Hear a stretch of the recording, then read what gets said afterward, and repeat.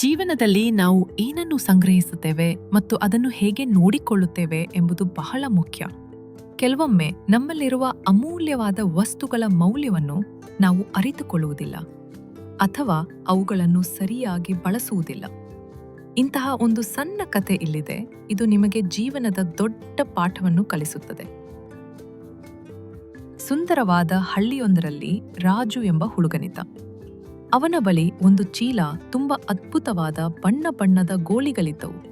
ಆ ಗೋಲಿಗಳು ಎಷ್ಟು ಸುಂದರವಾಗಿದ್ದವು ಎಂದರೆ ಅವು ಸೂರ್ಯನ ಬೆಳಕಿನಲ್ಲಿ ಮಿನುಗುತ್ತಿದ್ದವು. ರಾಜು ತನ್ನ ಗೋಲಿಗಳ ಬಗ್ಗೆ ಅತಿಯಾದ ಹೆಮ್ಮೆ ಪಡುತ್ತಿದ್ದ.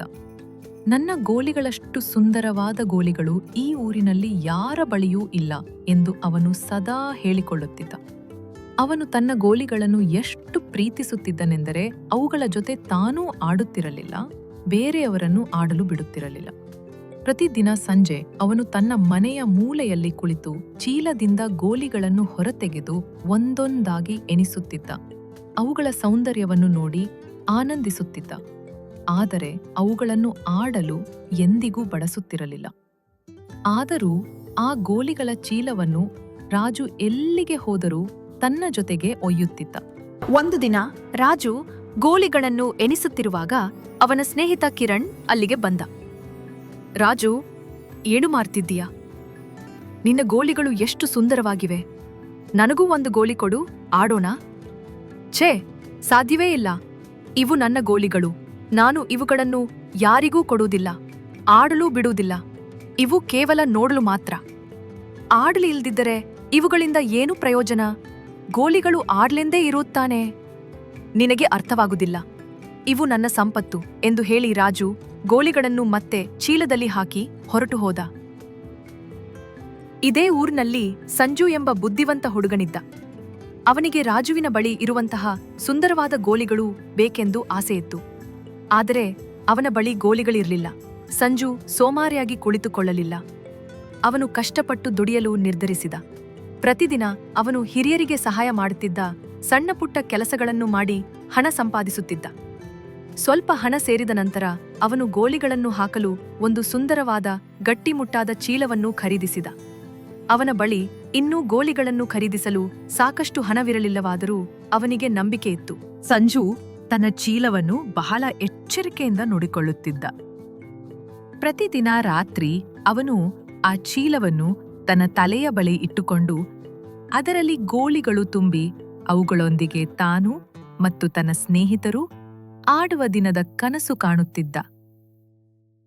ಒಂದು ದಿನ ಈ ಚೀಲ ಗೋಲಿಗಳಿಂದ ತುಂಬಿರುತ್ತದೆ. ಆಗ ನಾನು ಎಲ್ಲರ ಜೊತೆಗೂ ಆಡುತ್ತೇನೆ ಎಂದು ಅವನು ತನ್ನ ತಾಯಿಗೆ ಹೇಳುತ್ತಿದ್ದ. ಇತ್ತ ರಾಜು ತನ್ನ ಗೋಲಿಗಳ ಬಗ್ಗೆ ಮಾತ್ರ ಗಮನ ಹರಿಸಿದನೇ ಹೊರತು ಅವುಗಳನ್ನು ಇಡುತ್ತಿದ್ದ ಚೀಲದ ಬಗ್ಗೆ ಗಮನ ಹರಿಸಲೇ ಇಲ್ಲ. ಅವನು ಆ ಚೀಲವನ್ನು ಎಲ್ಲೆಂದರಲ್ಲಿ ಎಸೆಯುತ್ತಿದ್ದ. ಸರಿಯಾಗಿ ನೋಡಿಕೊಳ್ಳುತ್ತಿರಲಿಲ್ಲ. ಒಂದು ದಿನ ರಾಜು ಆಟವಾಡುತ್ತಾ ಓಡುತ್ತಿರುವಾಗ ಗೋಲಿಗಳ ಚೀಲವು ಒಂದು ಮುಳ್ಳಿನ ಪೊದೆಗೆ ಸಿಕ್ಕಿ ಹಾಕಿಕೊಂಡಿತ್ತು. ಅವನು ಅದನ್ನು ಗಮನಿಸದೆ ಎಳೆದು ತೆಗೆದ. ಆಗ ಚೀಲದ ಕೆಳಭಾಗದಲ್ಲಿ ಸಣ್ಣ ರಂಧ್ರವೊಂದು ಉಂಟಾಯಿತು. ರಾಜು ಅದನ್ನು ಗಮನಿಸಲೇ ಇಲ್ಲ. ಅವನು ಎಂದಿನಂತೆ ಗೋಲಿಗಳ ಚೀಲವನ್ನು ತನ್ನ ಜೊತೆಗೆ ಒಯ್ಯುತ್ತಿದ್ದ. ಆದರೆ ಚೀಲದಲ್ಲಿ ರಂಧ್ರವಿದ್ದ ಕಾರಣ ಒಂದೊಂದಾಗಿ ಗೋಲಿಗಳು ಚೀಲದಿಂದ ಹೊರಬಿದ್ದು ನೆಲದ ಮೇಲೆ ಬೀಳಲಾರಂಭಿಸಿದವು. ರಾಜು ತನ್ನದೇ ಲೋಕದಲ್ಲಿ ತೇಲುತ್ತಿದ್ದ ಕಾರಣ ಗೋಲಿಗಳು ಬೀಳುತ್ತಿರುವುದನ್ನು ಅವನು ಗಮನಿಸಲೇ ಇಲ್ಲ. ರಾಜುವಿನ ಗೋಲಿಗಳ ಚೀಲದಲ್ಲಿ ರಂಧ್ರವಾದ ನಂತರ ಬುದ್ಧಿವಂತ ಸಂಜುಗೆ ಆ ಸುಂದರವಾದ ಗೋಲಿಗಳು ಒಂದೊಂದಾಗಿ ನೆಲದ ಮೇಲೆ ಸಿಗಲು ಹೆಚ್ಚು ಸಮಯ ಹಿಡಿಯಲಿಲ್ಲ. ಆ ಸಂಜು ಪ್ರತಿದಿನ ಶಾಲೆಗೆ ಹೋಗುವಾಗ, ಆಟವಾಡಲು ಹೋಗುವಾಗ ರಾಜು ನಡೆದು ಹೋದ ದಾರಿಯಲ್ಲಿ ಗೋಲಿಗಳನ್ನು ಕಾಣುತ್ತಿದ್ದ. ಮೊದಲಿಗೆ ಅವನಿಗೆ ಆಶ್ಚರ್ಯವಾಯಿತು. ಅರೆ, ಈ ಸುಂದರ ಗೋಲಿ ಇಲ್ಲಿ ಹೇಗೆ ಬಂತು ಎಂದುಕೊಂಡು ಅದನ್ನು ಎತ್ತಿಕೊಂಡು ತನ್ನ ಚೀಲದಲ್ಲಿ ಹಾಕಿಕೊಂಡ. ಮರುದಿನ ಮತ್ತೊಂದು, ನಂತರ ಇನ್ನೊಂದು. ಹೀಗೆ ಒಂದೊಂದಾಗಿ ಗೋಲಿಗಳು ಅವನಿಗೆ ಸಿಗಲಾರಂಭಿಸಿದವು. ಸಂಜು ಆ ಗೋಲಿಗಳನ್ನು ಬಹಳ ಎಚ್ಚರಿಕೆಯಿಂದ ತನ್ನ ಚೀಲದಲ್ಲಿ ಹಾಕಿಕೊಳ್ಳುತ್ತಿದ್ದ. ಅವನು ಅವುಗಳನ್ನು ಕಳೆದುಕೊಳ್ಳಬಾರದೆಂದು ಚೀಲವನ್ನು ಸದಾ ಪರೀಕ್ಷಿಸುತ್ತಿದ್ದ. ಹೀಗೆ ಸಂಜುಗೆ ಅಲ್ಪ ಕಾಲದಲ್ಲಿಯೇ ಒಂದು ಸುಂದರವಾದ ಗೋಲಿಗಳಿಂದ ತುಂಬಿದ ಚೀಲ ಸಿಕ್ಕಿತು. ಸಂಜು ಆ ಗೋಲಿಗಳೊಂದಿಗೆ ಆಡುತ್ತಿದ್ದ ಮತ್ತು ತನ್ನ ಎಲ್ಲ ಸ್ನೇಹಿತರೊಂದಿಗೂ ಹಂಚಿಕೊಳ್ಳುತ್ತಿದ್ದ. ಅವನು ಯಾವಾಗಲೂ ತನ್ನ ಚೀಲವನ್ನು ಬಹಳ ಎಚ್ಚರಿಕೆಯಿಂದ ನೋಡಿಕೊಳ್ಳುತ್ತಿದ್ದ, ಏಕೆಂದರೆ ಅವನು ಒಂದೇ ಒಂದು ಗೋಲಿಯನ್ನು ಕಳೆದುಕೊಳ್ಳಲು ಇಷ್ಟಪಡುತ್ತಿರಲಿಲ್ಲ. ಒಂದು ದಿನ ರಾಜು ಎಂದಿನಂತೆ ತನ್ನ ಗೋಲಿಗಳನ್ನು ಎಣಿಸಲು ಚೀಲವನ್ನು ತೆರೆದ. ಆದರೆ ಚೀಲ ಸಂಪೂರ್ಣವಾಗಿ ಖಾಲಿಯಾಗಿತ್ತು. ಅವನಿಗೆ ಆಘಾತವಾಯಿತು. ಅಯ್ಯೋ, ನನ್ನ ಗೋಲಿಗಳು ಎಲ್ಲಿ ಹೋದವು? ಎಲ್ಲವೂ ಕಳೆದು ಹೋಗಿವೆಯೇ ಎಂದು ಅಳಲು ಪ್ರಾರಂಭಿಸಿದ. ಅವನು ಚೀಲವನ್ನು ಪರೀಕ್ಷಿಸಿದಾಗ ಕೆಲ ಭಾಗದಲ್ಲಿ ದೊಡ್ಡ ರಂಧ್ರವಿರುವುದು ಅವನಿಗೆ ಕಂಡಿತು. ಅವನ ಅಜಾಗರೂಕತೆ ಅವನಿಗೆ ದೊಡ್ಡ ಪಾಠ ಕಲಿಸಿತ್ತು.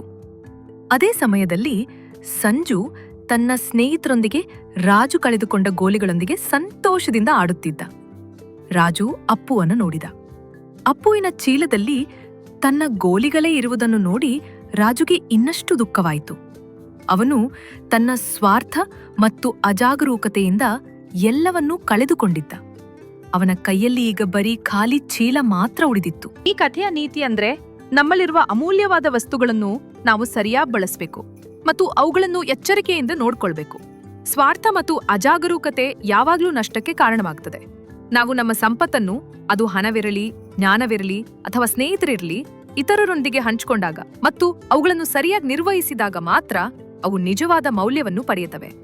ಕಷ್ಟಪಟ್ಟು ದುಡಿದು ಗಳಿಸಿದ ವಸ್ತುಗಳಿಗೆ ನಾವು ಹೆಚ್ಚು ಮೌಲ್ಯ ನೀಡ್ತೇವೆ ಮತ್ತು ಅವುಗಳನ್ನು ಹೆಚ್ಚು ಜವಾಬ್ದಾರಿಯುತವಾಗಿ ಬಳಸ್ತೇವೆ. ಮುಚ್ಚಿಟ್ಟದ್ದು ಕೊಳೆಯುತ್ತದೆ, ಬಿಚ್ಚಿಟ್ಟದ್ದು ಹೊಳೆಯುತ್ತದೆ ಅಂದ್ರೆ ಇದೇ ತಾನೇ.